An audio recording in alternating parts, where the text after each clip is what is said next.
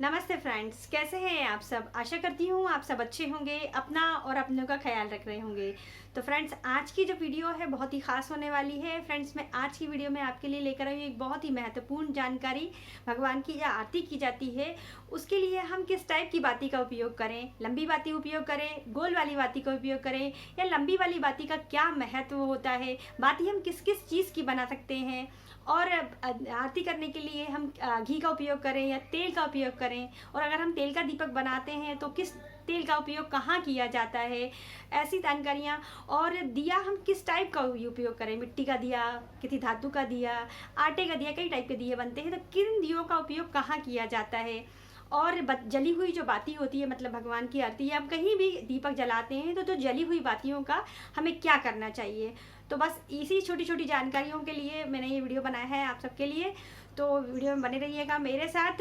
मेरे चैनल में आपका बहुत बहुत स्वागत है। मैं हूँ चित्रा, और अपन वीडियो को स्टार्ट करते हैं बिना किसी देरी के। तो फ्रेंड्स, मैं वीडियो को स्टार्ट कर रही हूँ। तो मैंने कई टाइप की यहाँ पर बातियाँ बना रखी हैं, देख पा रहे होंगे आप सब। तो सबसे पहली बात कि हमको आरती किस टाइप की बाती से करनी चाहिए। तो आरती हमेशा हमें गोल बाती से करनी चाहिए। उससे क्या फ़ायदा होता है, देखिए, लंबी बाती से भी आप आरती कर सकते हैं। ऐसा नहीं है कि लंबी बाती से आरती करना गलत होता है, लंबी बाती से भी कर सकते हैं। लेकिन लंबी बाती में क्या होता है कि हमको हमेशा जब भी हम दीपक आरती करते हैं तो ये जो आरती का मुख होता है, ये जो जगह होती है जलता हुआ, जो जिस आरती दीपक का मुख जो होता है वो हमेशा पूर्व दिशा की तरफ ही हमको रखना पड़ता है।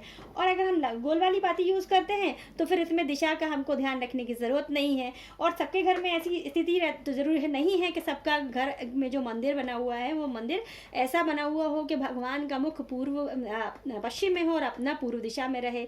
तो ये तो सबके संग में संभव नहीं हो सकता। तो इससे अच्छा होता है कि लंबी बाती को यूज़ करने के बजाय हम गोल बाती का उपयोग करें, तो हमारी आरती बिल्कुल अच्छी, लाभकारी भी होगी और सही भी रहेगी, क्योंकि हमको उसमें जो दिशा होती है उसको हमको ध्यान रखने की ज़रूरत नहीं पड़ती है। अब बात आती है कि हमको आरती के लिए दीपक कौन सा यूज़ करना चाहिए। तो दीपक आप मिट्टी का भी यूज़ कर सकते हैं, आटे का भी कर सकते हैं, और जो धातु का होता है वो सबसे अच्छा होता है। पीतल का हमको सबसे आसानी से मिल भी जाता है और वो उचित भी होता है। स्टील की अपेक्षा अगर नहीं है तो फिर स्टील का से कर सकते हैं हम। लेकिन अगर आप अफोर्ड करते हैं, आपके पास है, तो आप पीतल से ही करिए। क्योंकि हम जब भी आरती करते हैं तो आरती का जो दीपक हो, एकदम जितनी बार हम आरती करें उतनी बार साफ़ होना चाहिए। और मिट्टी के दीपक के संग में क्या होगा कि जब आप आरती करेंगे हर बार आपको दीपक चेंज करना पड़ेगा, क्योंकि दीपक जो होता है वो जूठा माना जाता है। जैसे अपन एक थाली में खाना खाया और उसी थाली में यदि कोई हमको शाम को खाना खिलाए, या उसी थाली को बिना धोए हुए हमको कोई दे दे खाना, तो हमको वो खाना हमें अच्छा नहीं लगेगा। उसी तरह सेम आरती भी वही चीज़ होती है। तो आरती जो मिट्टी का दीपक होता है वो धो नहीं सकते हैं हम। तो इससे अच्छा है कि हर बार हमको दीपक बदलने से बढ़िया है कि हम अपने एक दीपक को, किसी भी धातु का दीपक, पीतल सबसे अच्छा माना जाता है, तो पीतल का आप ले लीजिए, आप चांदी का ले सकते हैं। और स्टील का, मतलब यदि आप नहीं है आपके पास तो स्टील से कर लीजिए, उसको साफ करके, वो ठीक रहेगा। अब ये जो लंबी बातियाँ होती हैं, जो बाती किस किस चीज़ से आप बना सकते हैं, रुई से बना सकते हैं आप, उसके अलावा आप कलावे से भी बना सकते हैं, और ये कच्चे सूते से भी बनाई जाती हैं। अब इस कलावे की और सूते की बाती तब बनाई जाती है जब हमको एक से अधिक बातियाँ बनानी पड़ती हैं। अर्थात जब 108, 105, 51, 21 ज़्यादा बातियों का दीपक बनाया जाता है, तब इनका उपयोग हम करते हैं बाती बनाने के लिए। और ये जो लंबी बाती होती है, इसका उपयोग, इसका महत्व मैंने आपको बताया कि स्पेशल किसी दिशा के लिए जब करना होता है तब हम लंबी बाती का उपयोग करते हैं।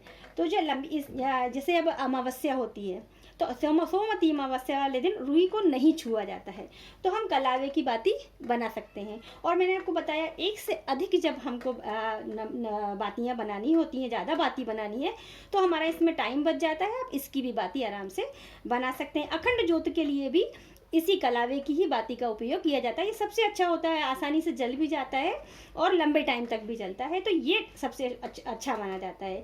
अब आपको बता दूं मैं, चौमुखी दिया, जब हम किसी, जैसे दीपदान करते हैं, या फिर हम मतलब गंगा जी पर दीपदान करने जाएं, या यम दिया निकाला जाता है, तो वो जब दिशा हमको नहीं समझ में आती है तो हम ऐसा चौमुखी दिया बना के वहाँ पे हम जला सकते हैं और दान कर सकते हैं।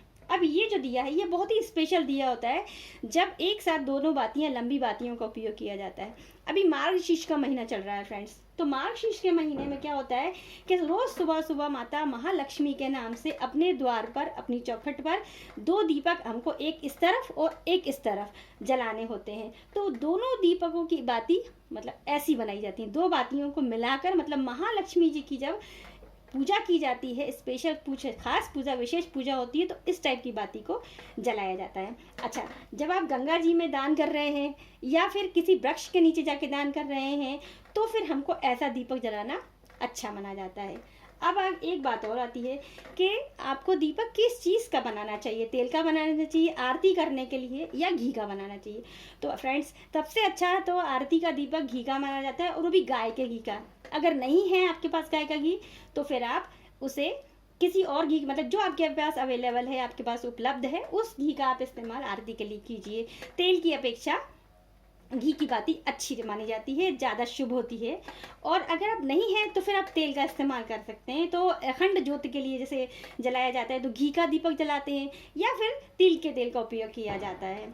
अब यमदूत निकाला जाता है, यमराज के लिए जब दीपक निकाला जाता है ऐसा चौमुखी दीपक बनाया जाता है और उसमें सरसों के तेल का ही उपयोग किया जाता है। तो सब जगह अलग अलग जगह पर अलग अलग चीज़ों की उपयोगिता भी रहती है और मान्यता भी रहती है और महत्व भी रहता है। तो इसी तरह से सभी दीपों के बारे में मैंने आपको बता दिया।